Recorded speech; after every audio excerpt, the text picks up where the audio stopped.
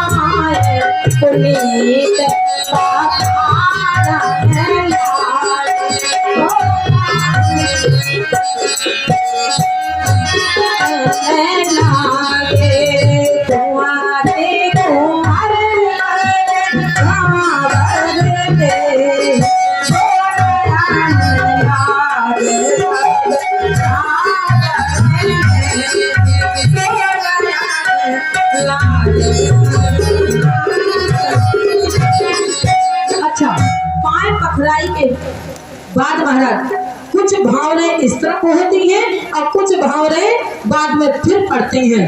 आज महाराज बाबा गोस्वामी महाराज कह रहे हैं, बोले लागे पखारन पाए पंकज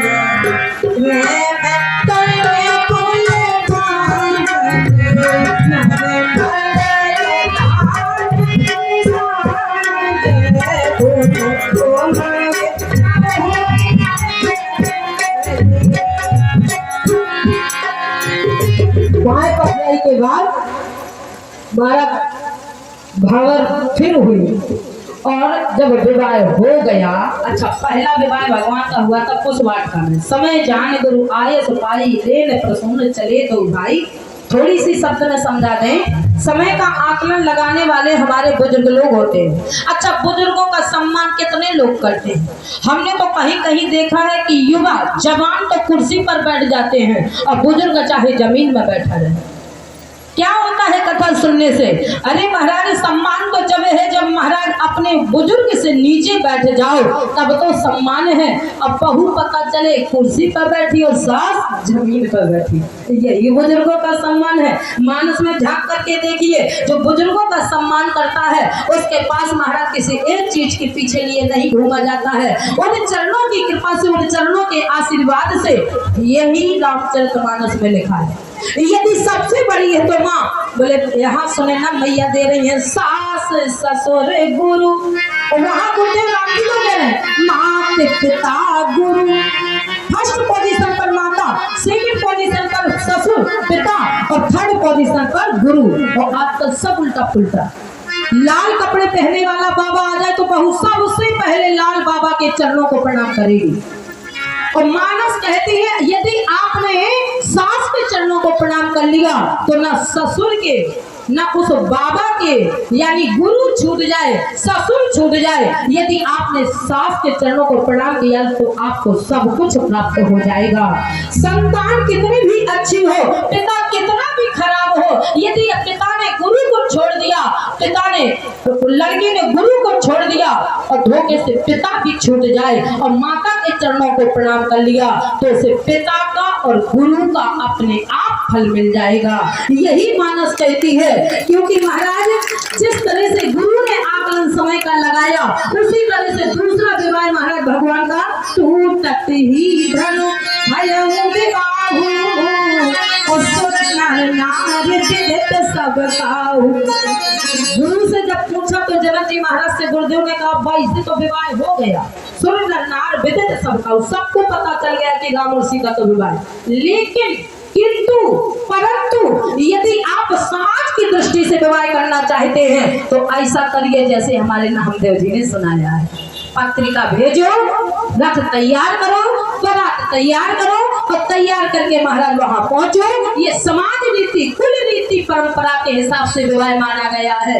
आज महाराज जैसे ही कहा अच्छा समय ऐसे ना मानो तो ऐसे मानो, क्योंकि महाराज जब जयमाला हो जाती है, एक्शन फोटो खींचे जाते हैं तो कोई बूढ़ा आकर के अंदर कहता है फोटो वोटो बंद करो, भावर का मुहूर्त निकल जाएगा, भावर का समय समाप्त हो जाएगा, पंडित जी से दोबारा भावर का समय निकलवाना पड़ेगा। इसलिए समय का जितना अच्छा ज्ञान हमारे बुजुर्गों को होता है वो युवा प्रणाली को समय का ज्ञान नहीं होता है। क्योंकि हमारे राघव जी सीता जी को पसंद करने गए पुष्प वाटिका में, बाबा गोस्वामी महाराज कह रहे हैं लड़का लड़की को पसंद करे कोई गलत बात नहीं है, लड़की लड़का को पसंद करे कोई गलत बात नहीं है, बहुत अच्छी बात है और ऐसे ही विवाह होना चाहिए। लेकिन किंतु परंतु जब तक उस लड़की को घर के बुजुर्ग का आदेश ना मिले तब तक लड़के को पसंद ना करे, और यदि कर लिया तो पूरा जीवन उसका नरक बन जाएगा। यानी महाराज लड़की को जब तक घर के बुजुर्ग का आदेश ना मिले तब तक वो लड़की को पसंद ना करे। बाबा से पूछ दिया आपने पुष्प वाटिका क्यों लिखी?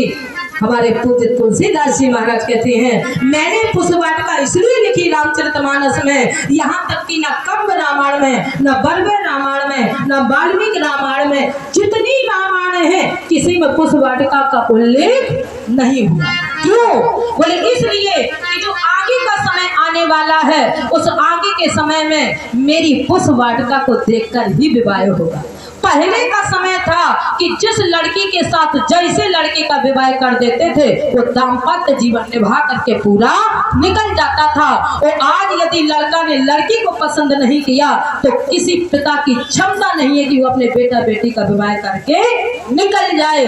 तो बाबा कहते हैं कि आगे का समय जो आएगा उसमें लड़का लड़की को पसंद करेगी, लड़की लड़का को पसंद करेंगे, फिर जाकर के वो विवाह माता पिता करने में कामयाब होंगे।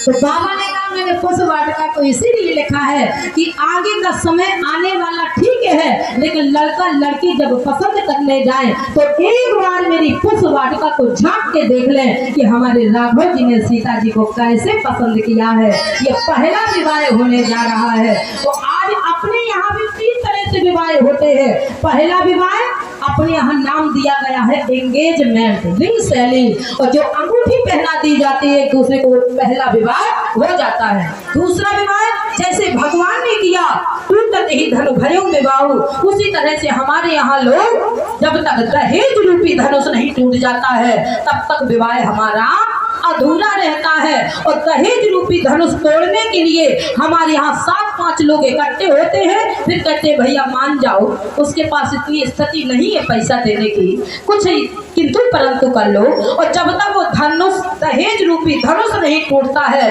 तब तक विवाह नहीं हो पाता है। तीसरा विवाह बाबा गोस्वामी महाराज कहते हैं पाए पखराई हुई राम जी के में हाथ में सिंदूर की डिब्बी दी गई, और ये विवाह है लोक परंपरा, समाज रीति, कुल रीति। ए राम सीता की मांग में सिंदूर दान करो, ये विवाह होगा तब हमारी समाज उसे स्वीकार करेगी, वरना मंदिर के सामने माला डाल के मांग में सिंदूर डालना हमारा समाज उस विवाह को स्वीकार, भले ही वो कोर्ट के फैसले से होते हो, पर उस विवाह को हमारी समाज स्वीकार नहीं करती है। जब तक मंडप के नीचे कैसे बाबा कह रहे हैं राम सी ऐसे उसे तोड़ दे ओ माता ही ना बात दीदी के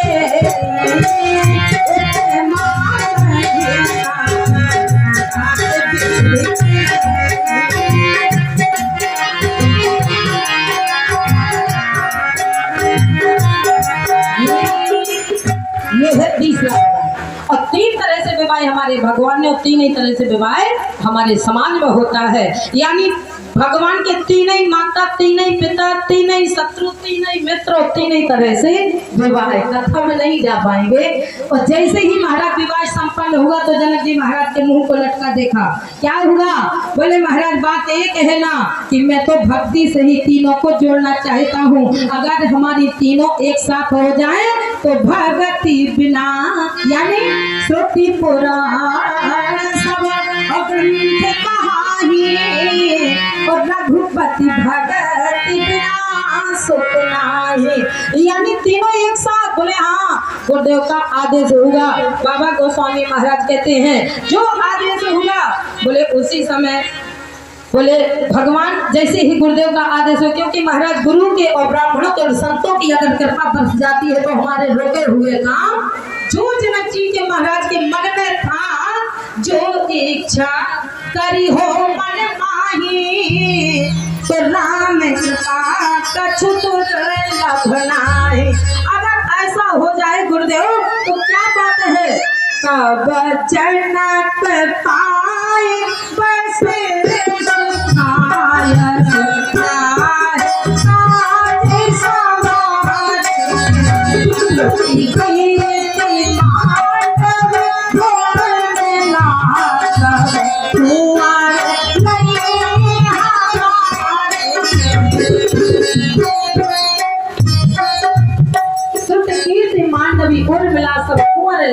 हकार के। जनक जी ने जैसे ही सुना तो सीधे कह दिया हाँ कराओ सबको।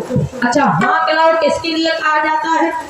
जो हमारे महाराज जानवर होते हैं। और बाबा गोस्वामी महाराज से कहा थोड़ा संभल के लिख देते, आपने हाँ कलाओ लिख दिया। अरे बोले हाँ कलाओ शब्द मैंने लिखा है तो मेरी कलम क्या? जनक जी महाराज को इतनी जल्दी पड़ी थी, गुरुदेव की इतनी जल्दी पड़ी थी, मेरी कलम फिसल गई तो वो हाँ कलाओ शब्द जुड़ गया। और जैसे ही महाराज इकट्ठा सबको बोला तो उसी मंडप में भावरे, उसी मंडप में विवाह और तीनों का, चारों का विवाह एक साथ संपन्न हुआ। और जैसे ही संपन्न हुआ महाराज तो आज जनक जी महाराज गदगद हो गए, क्योंकि महाराज एक के साथ 2, 3, 4 इकट्ठे एक साथ जब विवाह हुए तो आज जनक जी महाराज को लगा। और क्या सुंदर शोभा देखी, बैठे परासन नाम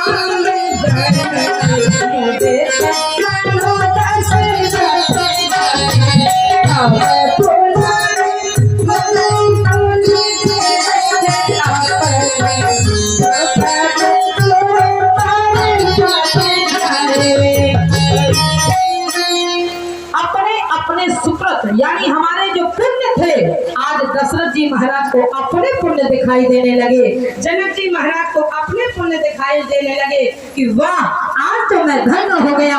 4-4 बेटों के साथ 4-4 बहुओं का जो सौभाग्य प्राप्त हुआ है। इस विवाह के बाद हमारा एक विवाह और हुआ है, उसमें पहले पाकर बाद में विवाह। क्या पता भोले बाबा तुम्हारा ब्याह होगा भी कि नहीं, हम भूखे मर जाएंगे यहाँ से भी और वहाँ से भी भूखे भागना पड़ेगा। और महाराज कम से कम और सीता जी के विवाह में हाँ जनकपुरी में जब विवाह संपन्न हो गया तो सुंदर पंगत लगाई गई। और जब वो पंगत लगी है तो महाराज हमारे यहाँ की रिवाज है कि सुंदर गाना गाती है बुंदेलखंडी में। और जो महाराज पंगत लगाई गई और यहाँ पर 4 राजकुमारों को जिसे कहा जाता है कलेव, और जैसे ही बैठे तो सखियों ने गाना शुरू कर दिया। बैठे चारों भैया राजा राम, मैं की सखियां गारी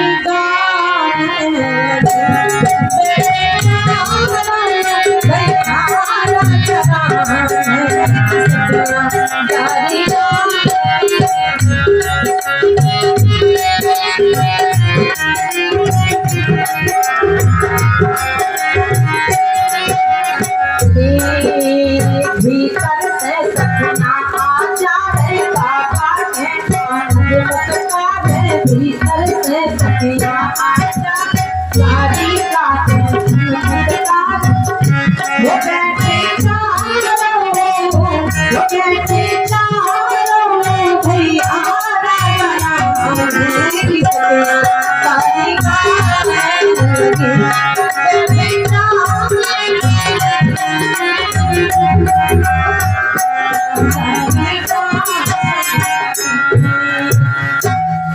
जब विवाह संपन्न होगा पंगत निपटी तो दशरथ जी महाराज ने जाकर के जनक जी से अपना आदेश जमाया, महाराज अब हमें बहुत समय यहाँ रुके हो गया है, अब हम चाहते हैं कि विदाई करो हमारी बहुओं की और हम अपने यथा स्थान जाए।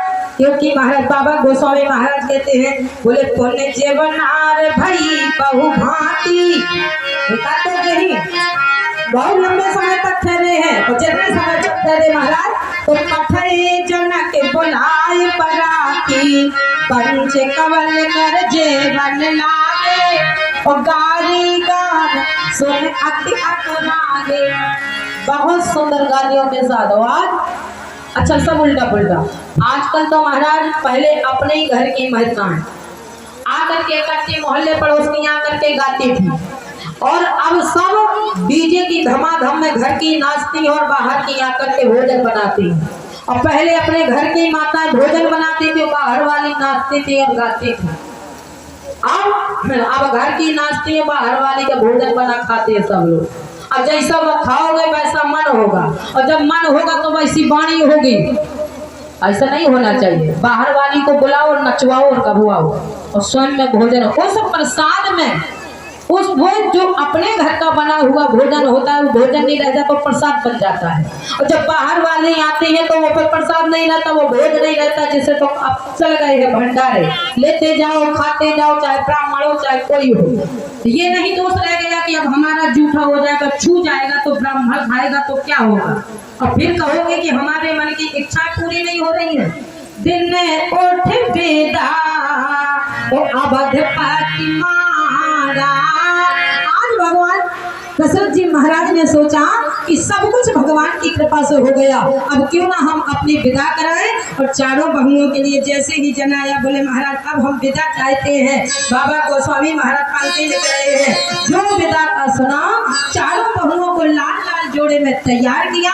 और जैसे ही लाल लाल जोड़े में माता सुनैना ने देखा, जिसके घर से एक बेटी जाती है और जिसके घर से चार चार बेटी निकले, एक बेटी में तो माता को होश नहीं रहता है। आधे लोग माँ को संभालते हैं, आधे लोग पिता को संभालते हैं, और जिनके घर में एक भी बेटी नहीं बच रही है। अरे कम से कम संभालने वाला कहता है अरे क्या हुआ, एक गई है तो अभी तो और है तुम्हारे पास, इसको देख के अपने जीवन को सोच लो, समझा लो, अपने मन को इस बिटिया के साथ लगा लो। लेकिन वो बेटी नहीं दिखाई देती है, वो वाली दिखाई देती है जो पालकी में बैठ करके जा रही हो, विदा हो रही। दूसरी वाली से हमें कोई लेना देना नहीं है, हमें तो उस वाली से लेना देना है जो पालकी में बैठ करके आज विदा हो रही है। और जैसे ही उस बेटी को पालकी में बैठाते हैं, सुनैना मैया दौड़ करके सीता जी को गले से लगा लेती है और गोद में बैठाती है।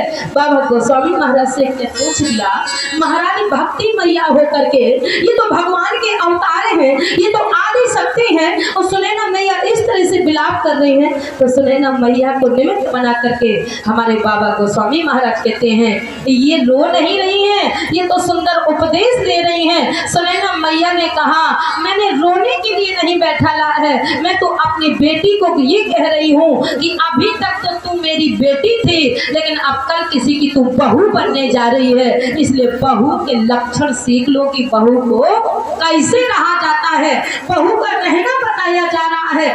ऐसा नहीं कि अच्छा ऐसा नहीं तो चार बातें सुना करके नहीं, क्योंकि आजकल यही हो रहा है। अगर माँ के पास फोन न रहे बेटी के विवाह के बाद तो हो सकता है कि बेटी के घर संभल जाए, और यदि माँ को फोन दे दिया जाता है तो बेटी का घर बर्बाद हो जाता है। पिता तो चाहता है कि मेरी बेटी चार बातें सुन लेगी तो कुछ नहीं बिगड़ेगा, लेकिन माँ जब बात करती है तो कहती है अच्छा मैं देख लूंगी तुम्हारी सास को, देखती हूँ कैसे बात करती है, शर्म नहीं आती है मेरी बेटी से ऐसा कहती है। धन्य कहो सुनैना मैया रो रही है, बेटी को गले से लगाने के लिए यही सोच रही थी कि अब ये बेटी मुझे दोबारा कब मिलेगी, और नहीं मिली। क्या मिली?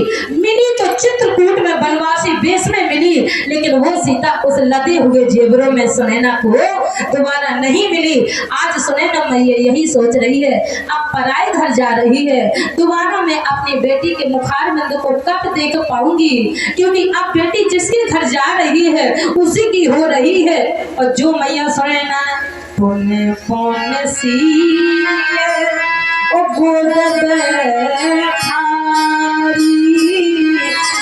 बार गले से लगा दी। सीता एक बात बताती हूँ, तू आज तक मेरी बेटी थी, अब तो मेरी बेटी नहीं है, अब किसी की बहू बनने जा रही है, इसलिए बहू के उपकार समझ ले, बहू को कैसे रहा जाता है। और जैसे ही महारानी सुनैना ने कहा, बोले सास ससुर और गुरु सेवा करे,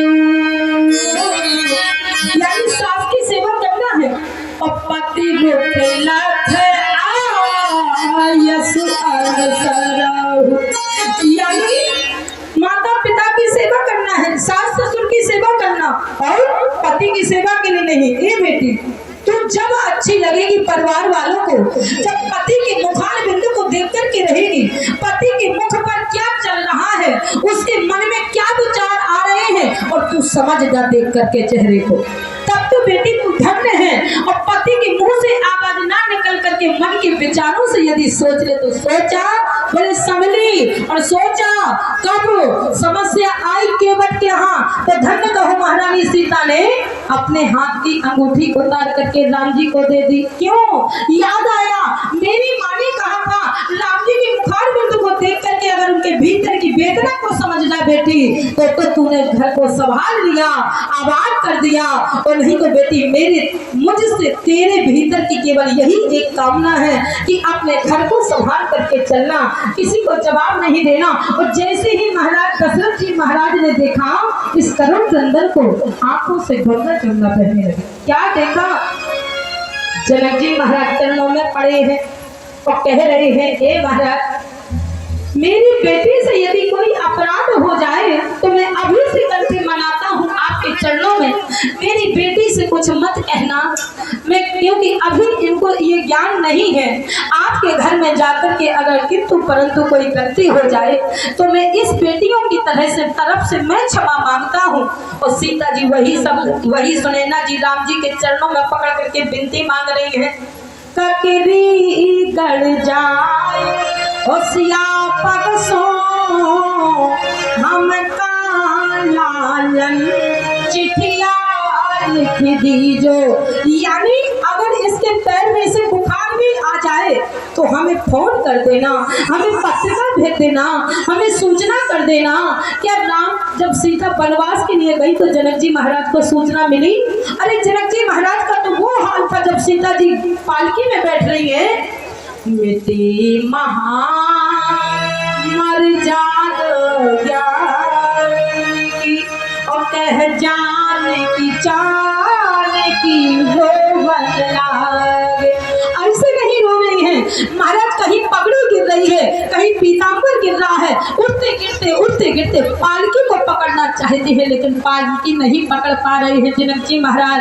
और जोर से महाराज जैसे ही दौड़ करके पालकी के पास पहुंचते हैं लेकिन पालकी चल देती है, कहा पालकी उठा करके जनक जी महाराज को लगा मैंने इतनी दौड़ लगाई फिर भी मैं पालकी तक नहीं पहुंच पाया।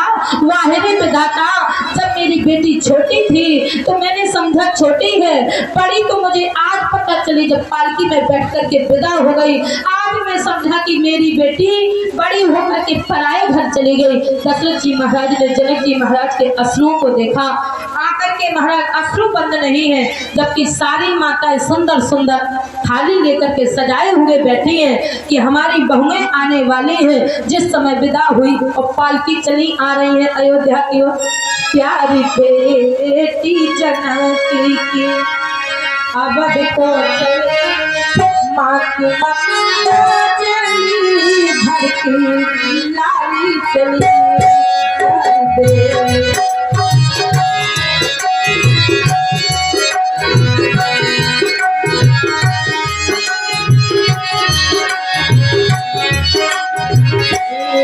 प्यारे बेटी जनकी के अवध को चली माँ के मन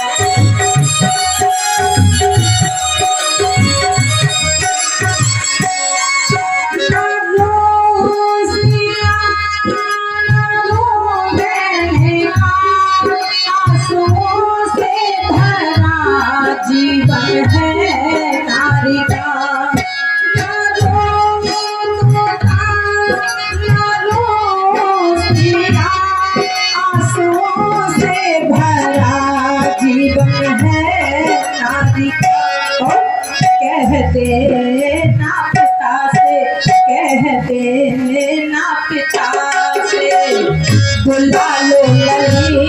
एक अपने बेटा को कह देना कि अब अपनी बेटी को बुलवा लो, बहुत समय हो गया ससुराल में।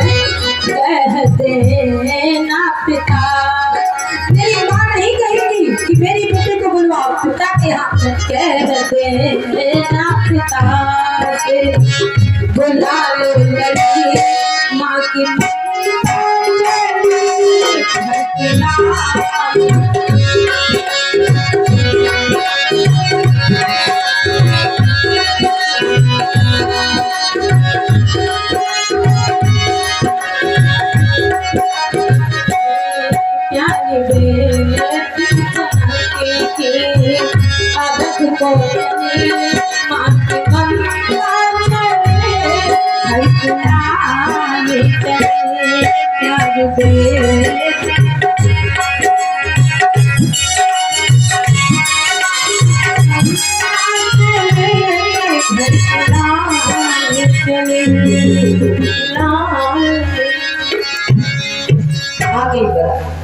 और जो दशरथ जी महाराज के आंखों में गंगा जमुना बहते देखा, महारानी सुनैना ने कहा, कौशल्या ने कहा, महाराज आपको तो प्रसन्न होना चाहिए और आप अश्रु बहा रहे हैं। अरे अपने घर में चार बहुएं आई हैं, गाजे बाजे बजवाओ और महाराज आपकी आंख में आंसू।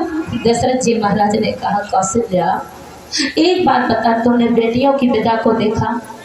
सुने कौशल्या ने कहा, महाराज हमारे भाग्य में तो बेटी ही नहीं, हम क्या जाने बेटी की विदा को। तो बोले, महाराज बेटी को पिता भाग्य से मिल सकता है, लेकिन पिता के भाग्य में बेटी मिल जाए ये परम सौभाग्य है और ज्यादा भाग्यशाली है। कौशल्या मैया ने कहा, हमने नहीं देखा। दशरथ जी महाराज ने कहा, तूने नहीं देखा तो मुझे देख ले, ये होती है बेटी की विदा।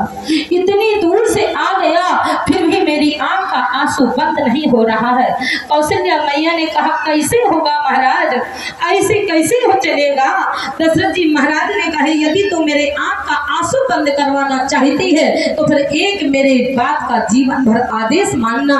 कौशल्या मैया ने कहा, आदेश करो महाराज, मैं आपकी बात का जीवन भर परम आदेश मानोगी। क्या बात है? चक्रवर्ती नरेश दशरथ जी महाराज ने कहा, ये बेटी पराए घर से आई हैं, इन्हें अपने घर का पानी का प्याऊ पता नहीं है, पानी पीने के लिए आपसे मांगेंगे, अपने घर का भोजन पता नहीं है, ये भोजन आपसे कह नहीं सकती है बेटी कि हमें भूख लगी है या प्यास लगे है। ये सुनैना, ये कौशल्या, उस समय मैंने सुनैना के दृश्य को देखा, जनक जी के दृश्य को देखा, मुझे तो लगता था कि मैं बेटियों की विदा ही ना करवाऊं, लेकिन जिस संसार के जो दस्तूर नियम होते हैं इन्हें तो निभाना ही पड़ेगा, और यदि तू मेरी बात को मान ले तो मेरे आंसू बर्फ हो जाएंगे। क्या बोले? बधू लड़कने और घर आई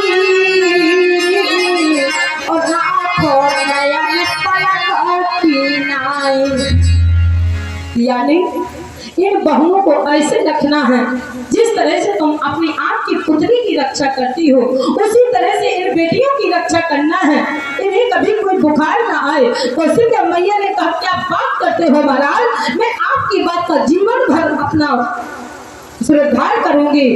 और जो दशरथ जी महाराज ने सुना तो अपने अश्रु को पहुंचा, लेकिन वाहिनी विधाता की विडंबना को क्या कहना है। बाबा गोस्वामी महाराज ने पंक्ति लिखी, जब ते ब्याह राम घर आए, उलते नव मंगल मोद बधाए,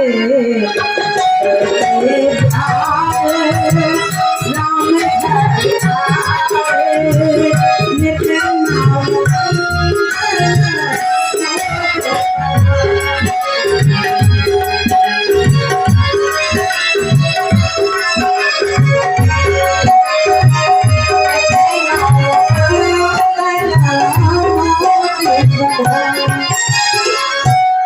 अच्छा विवाह होकर के आता है तो सारे नेम दस्तूर शुरू होते हैं, वही अयोध्या में हुआ। नित्य नव मंगल मोद बधाए, नित्य प्रतिदिन दिनों दिन अपने अपने नए नए कार्य होते थे।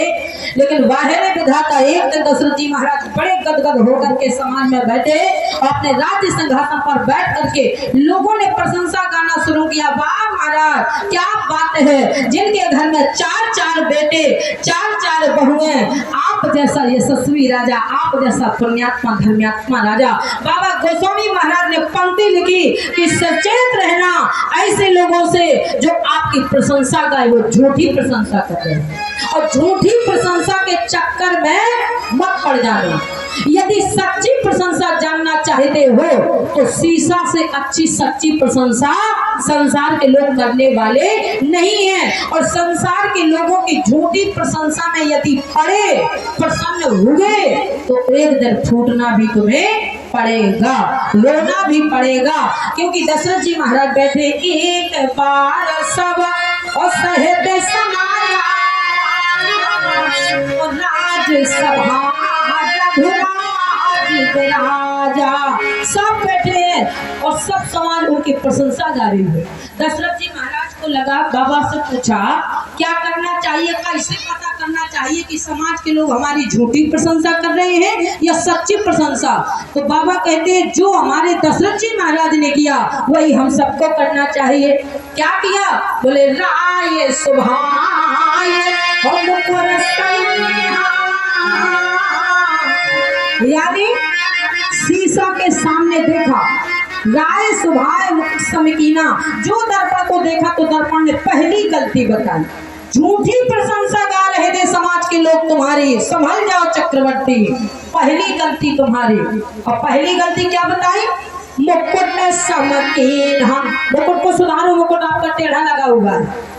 क्योंकि शीशा में जब तक सामने रहा जाता है तो शीशा गलतियां बताता रहता है। अभी काजल लगा है, अभी पाउडर लगा है, अभी आपकी साड़ी सही नहीं संभली है, अभी भाई साहब आपके बाल नहीं उचे हैं, अभी आपकी कॉलर लुटी है। और जो शीशा ने कहा ओके, तो फिर शीशा को उधर करके चल देते हैं, तुरंत चल देते हैं, क्योंकि शीशा ने ओके कर दिया। और जब तक शीशा गलती बताएगा, दूसरी गलती महाराज, मुकुट को जैसे ही सीधा किया तो दूसरी गलती की, बोले श्रवण समीप भय प्रथमेशा।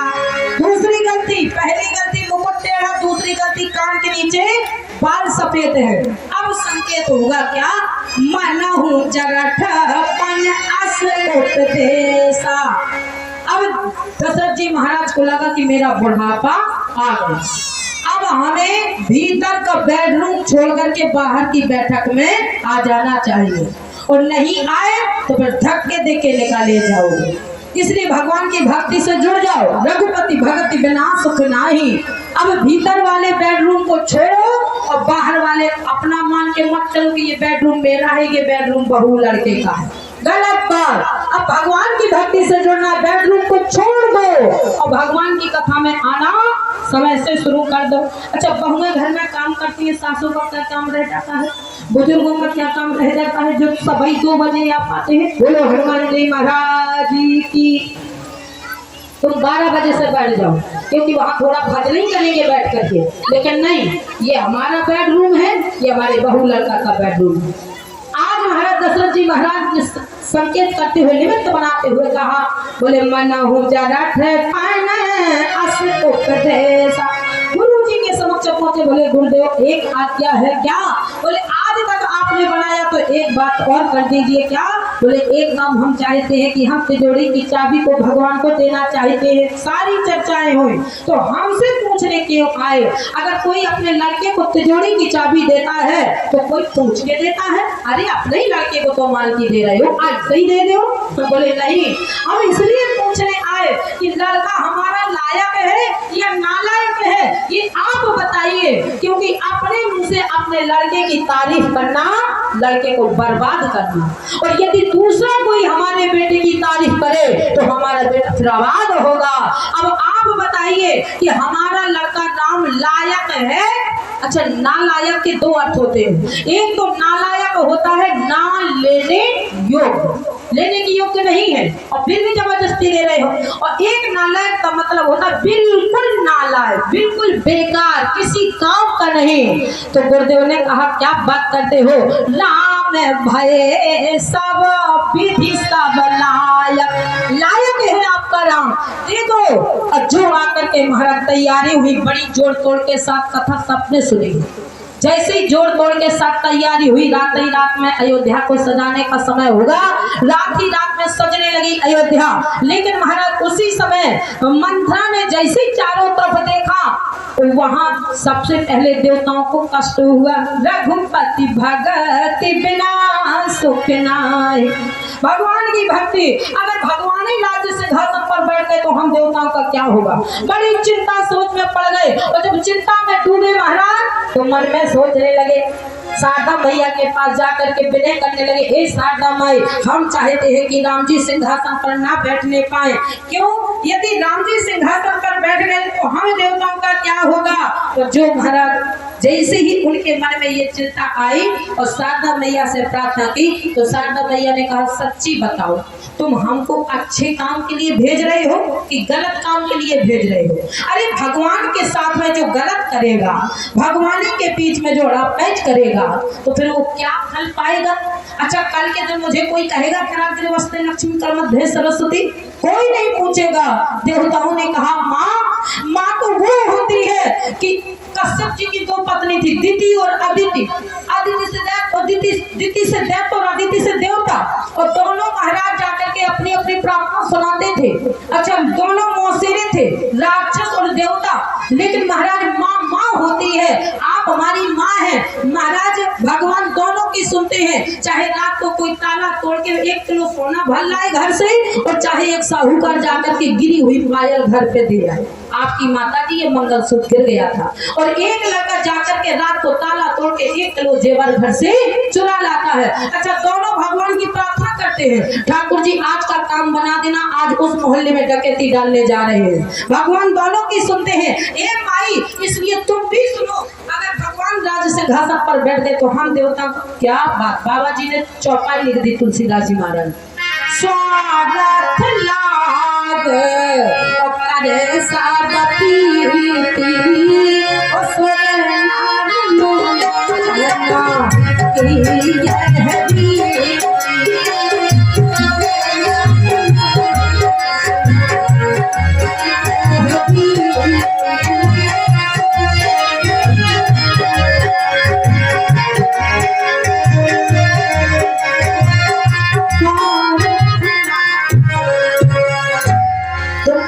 स्वार्थी निकले, यानी अपने अच्छाई के लिए, राम जी का बिगड़वाने के लिए मुझे प्रार्थना कर रहे हो अपने स्वार्थ में। बाबा से पूछा कौन कौन है, बोले सोर नार मुनि जन, सबको समेट दिया एक लाइन में।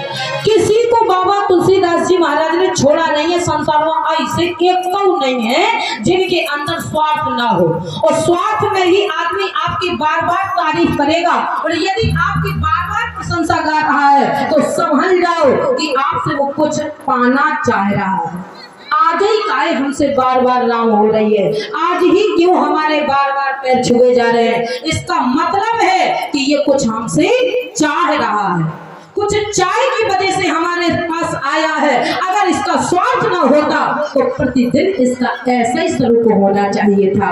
आज महाराज जैसे ही उस मंत्रा ने जाकर के उस दिव्य दृश्य को देखा, आकर के संवाद हुआ बहुत लंबा, मंथरा का और कैकेयी का, शायद हमने 1-2 बार सुनाया भी होगा।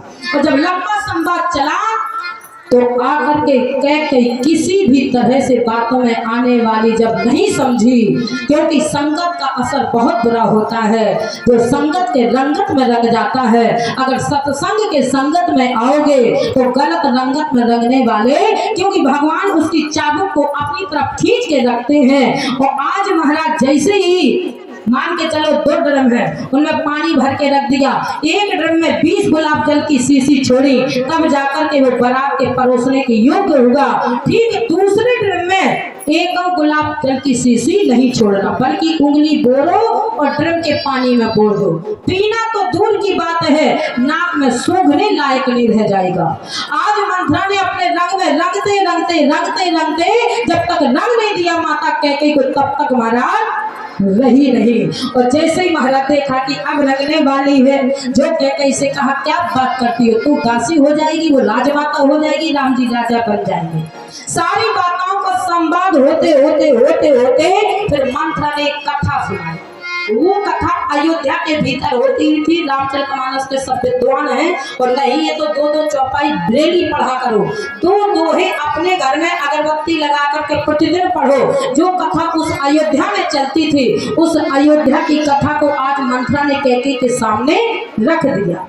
क्योंकि महाराज जब कथा गुरुजी से पूछी गई तो गुरुजी ने कहा ना तो कथा कौशल्या के कक्ष में होनी चाहिए, ना कथा सुमित्रा के कक्ष में होनी चाहिए, कथा होनी चाहिए तो कैकेयी के महल में। क्यों?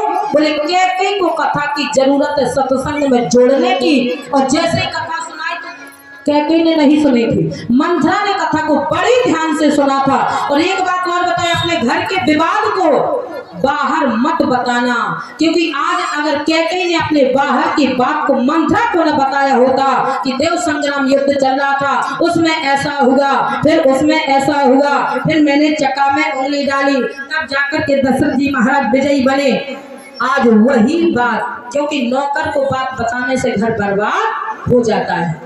शास्त्र कहता है कि अपने पति पत्नी के झगड़ा को, जेठ जेठानी के झगड़े को, सास बहू के झगड़े को बाहर मत निकलने दो, घर का मामला घर के अंदर रहने दो। लोग बहती गंगा में हाथ, क्योंकि शास्त्र में ऐसी कई बातें आई हैं, अगर सूर्य और चंद्रमा के बीच में राहु को जगह ना मिलती तो आज सूर्य ग्रहण और चंद्र ग्रहण ना पड़ता होता। जिस राहु को तुमने जगह दी, जिस दुष्ट को तुमने जगह दी, वही दुष्ट कभी चंद्र परवार और कभी सूर्य परवार। बाहर का व्यक्ति बहती गंगा में हाथ धोना चाहता है। जैसे ही का कटरू बिनतहि दीन दुख तो वही कौशला दे। जैसे ही मंथरा ने एक कथा सुनाई, महारानी कैकेयी सहम गई, बोल माई अब क्या करूं। सो अगली देखना, अगर तूने कौशल्या अगर राजमाता बन गई तो फिर तुझे सौत बन करके सेवा करनी पड़ेगी कौशल्या की। कैकेयी ने कहा माई मैं नैहर जन्म भरत मैं मायके चली जाऊंगी, लेकिन मैं इस सौत की सेवा नहीं करूंगी। बोल माई अब मैं क्या करूं। मंथरा ने कहा जैसा मैं कहूं वैसा करती चल, जीवन बन जाएगा। क्या? बोले तुई बरदान भूत सन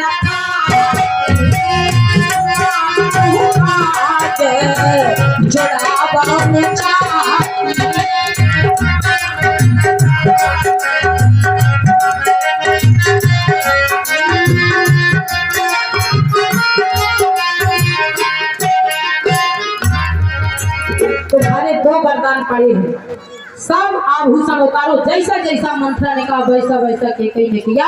और जाकर के जैसे ही कक्ष में गई तो मंथरा ने कहा यहाँ नहीं। कहाँ? बोली कोप भवन में। कोप भवन में महाराज आएंगे भला? पक्का, ये मेरी जिम्मेदारी है। कोप भवन में जाकर के कैकेयी को भेज दिया। महाराज दशरथ जी शाम के समय आदेश हुआ कि महारानी कैकेयी ने बुलाया है। जैसे दशरथ जी महाराज आने लगे धीरे धीरे, अच्छा संध्या कालीन की बेला में 3 काम नहीं होते हैं और दशरथ जी महाराज चले जा रहे हैं। शाम कालीन की, संध्या कालीन की बेला में भगवान का भजन करना चाहिए और तुम पत्नी के कक्ष में जा रहे हो। सांझ समय सानंद ग्रह गयो के कही गे, आज जैसे यानी जैसे ही दशरथ जी महाराज चलने लगे, थोड़ी हम जल्दी में तो आधा छोड़ देते एक पंक्ति को। और जैसे ही पहुंचने लगे संध्या कालीन के बेला में तो महाराज दशरथ जी महाराज धीरे धीरे जा रहे थे। अच्छा पैर मना कर रहे, भीतर वाला मन कह रहा नहीं जाना है। एक मन कहता है जो होगा तो देखा जाएगा करो, एक मन कहता है नहीं नहीं नहीं करना है, भगवान माफ नहीं करेंगे। ऐसे मान लो, मान के चलो आज सब लोग कथा में हो और कोई आ जाए नई चप्पल पहन के आया हो और उसने उतार दी हो। अच्छा उसका मन लगेगा जो 1500 की चप्पल पहन के आया होगा, बार बार झाकेगा चप्पल ना कोई पहन जाए। और जैसे ही महाराज जूता में पांव डाला, भाई साहब ने बड़े सुंदर जूता है, और जैसे ही पहना तो जूते ने जवाब दिया हम भाई साहब आपके नहीं हैं। तो भाई साहब कह रहे तुम हम आए हो चाहे पे हम तुम आए हैं। जबरदस्ती जब तुम्हारे पैर जवाब दे रहे, मन जवाब दे रहा है तो दशरथ जी महाराज कक्ष में पहुंच गए और जब वहां पहुंचे तो कैकेयी को क्या बात है महारानी, आज अपने राम का राज तिलक है और तुम इस तरह से तैयार हो जल्दी। महारानी ने कहा क्या बात करते हो महाराज, सब कुछ दे रहे हो, हमें कुछ दिया। मांग, क्या चाहिए तुझे? जो मेरा है वो तेरा है, जो तेरा है वो मेरा है। महारानी कैकेयी ने कहा पहले वाले दे दो, बाद में आज वाला देना। पहले वाला भूल गया मैं भूल स्वभाव, मेरा सरल स्वभाव था, मैं भूल गया।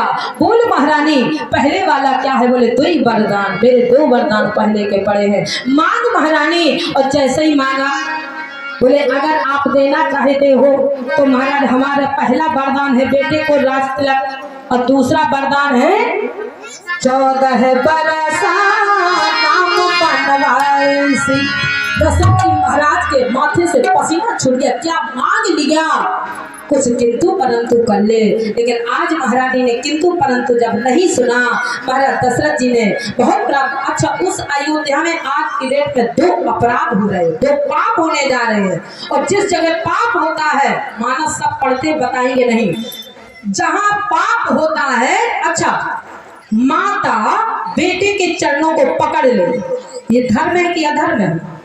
माता बेटे के चरणों को पकड़े तो अधर्म हो रहा है। महारानी कौशल्या राम जी के चरणों को पकड़े हैं, मानस में देख लेना। अच्छा, पति पत्नी के चरणों को पकड़े, ये धर्म है अधर्म है? अधर्म है। पत्नी पति के चरणों को पकड़े, ना कि पति पत्नी को पकड़ रहे हैं। दशरथ जी महाराज ने कैकेयी के पैरों को पकड़ लिया। गही पद विनय कीन बैठारी, जहां अधर्म होता है वहां से भगवान विदा हो जाते हैं, भगवान की विदाई होने लगी। भगवान ने कहा जब यहाँ अधर्म हो गया तो अब हमारा यहाँ रुकना 1 मिनट भी बेकार है, और भगवान वहां से विदा होने लगे। आदेश हुआ, आनंद फानन तैयारी, माता कैकेयी की बात संपन्न हुई। और जैसे ही विदाई हुई तो वनवास केवल राम तैयार हुए।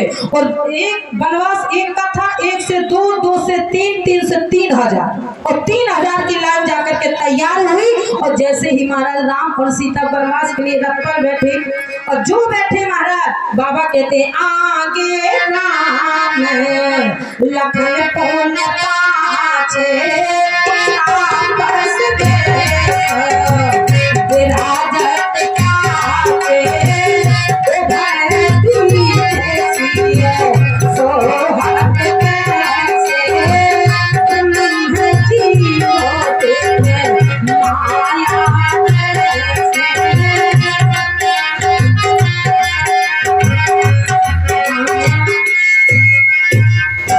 महाराज अब अयोध्या से अभी निकले नहीं, निकल रहे हैं। हम चाहते हम काहे को निकाले अयोध्या से, अब निकालने वाला निकालेगा तो बैठाएगा भी, क्योंकि कथा का यही स्वरूप होता है। या तो भगवान चित्रकूट में बैठ जाए, पहला विश्राम, या तो भगवान चित्रकूट में पहुंच जाए, या भगवान पादुकाएं आकर के सिंहासन पर बैठ जाए, और या फिर राजगद्दी। और आज का समय केवल इतना ही है कि महाराज चित्रकूट तक पहुंच जाए और बैठ जाए, ताकि सब लोग बैठ जाए। बोलिए हनुमान जी महाराज की। आज दशरथ जी महाराज को वो कष्ट हुआ, बोले राम भगति, यानी भगवान की भक्ति से यदि दूर हुए, भगवान से दूर हुए तो दुख आ जाएगा। और आज भगवान जब दूर होकर के जाने लगे, महारानी कैकेयी को बहुत समझाया, लेकिन समझ में आज चक्रवर्ती नरेश को लगा, जैसे मैं कहता था प्राण प्रिय, ना तो कौशल्या ना सुमित्रा, कैकेयी प्राण प्रिय, मैंने जिसको आज तक अपना माना आज उसी ने मुझे दुख दिया।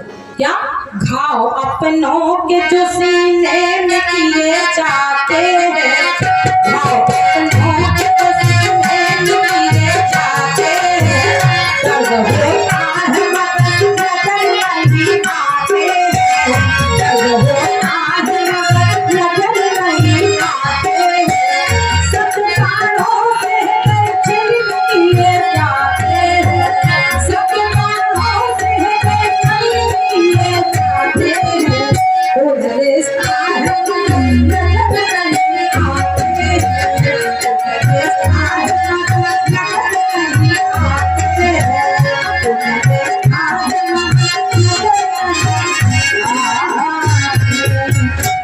सियावर रामचंद्र की, बोलिए उमापति महादेव की, बोलिए श्री हनुमान जी महाराज की।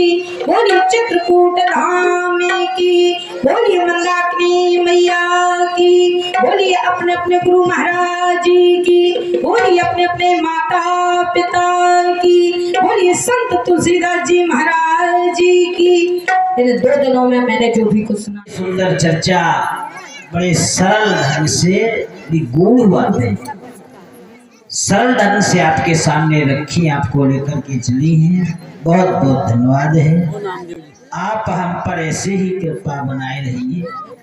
आप चाहे रांची जाएं और चाहे कलकत्ता, यदि समय हो तो खेड़ा जरूर आएं।